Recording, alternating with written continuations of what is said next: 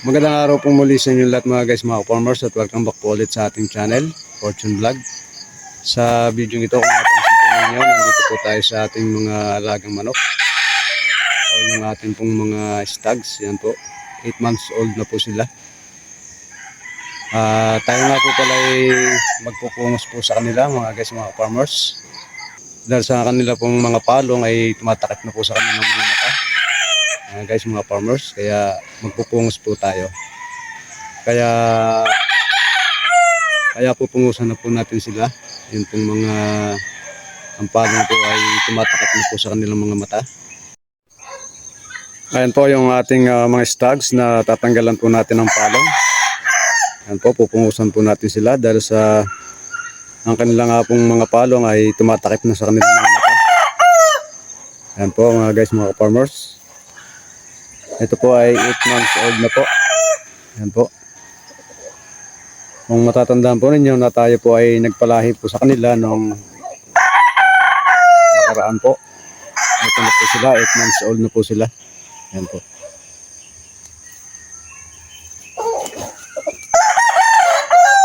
Ayan po yung tatanggalan po natin ng palong. Ito po, at saka ito po. At yun po yung isa. Ito naman pong dalawa rito, mga straight pong naman po yan. Kaya hindi na po natin sila tatanggalan ng palong. At yung mapapansin din po ninyo na kumunti na po sila. Ayan po. Yung iba po ay may kumuha na po. Nausap po ng aking pinsan na siya na po yung kumuha ng iba. Kaya yan po, kumunti na po sila. Bali ito po ay 10 po ito. Po ito yung stags po natin na ito. Yan po. 5 na lang po yung natira. 5 na lang po yung natira sa atin pong stag.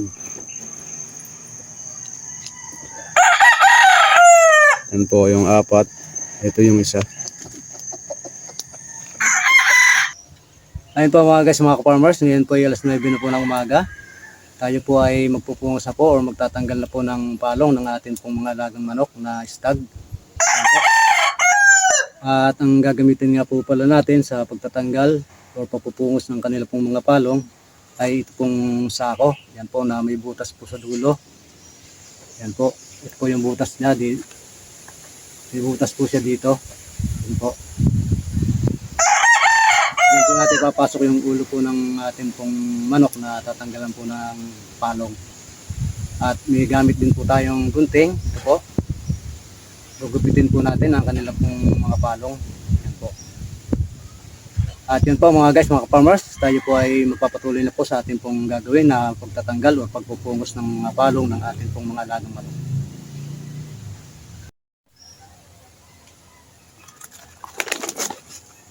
Yan po. Gamit po itong sako. Yan po, gamit po itong sako po ng bigas. Lalagay po natin dito yung ating manok. Papasok po natin.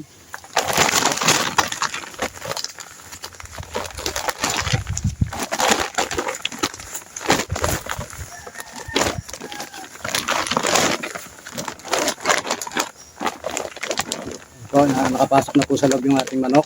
Palalabasin po natin ang ulo po dito sa ating pong butas na ginawa. Yan po. Para po makapagpungos po tayo ng nag-iisa, para po tayong katulong. Ganito po yung paraan po na ginagawa ko po, or makapagtanggal po ng mga palong po ng ating pong mga alagang manok.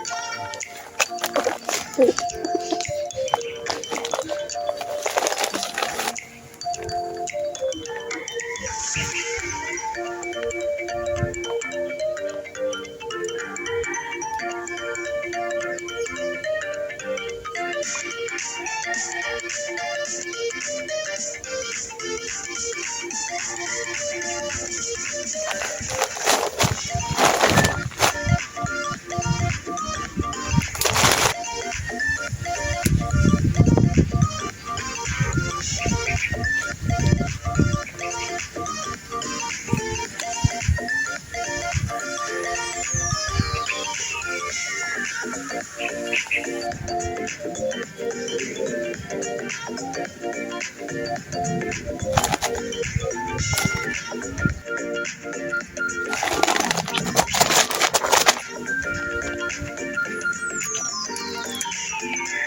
po mga guys, mga farmers, tapos na po nating pungusan o tanggalan ng palong ang ating pong isang alagang manok. Yan po. Tinanggalan po natin sila lahat ng palong at yung tenga po nila, pati yung mga lambit, tinanggal na rin po natin.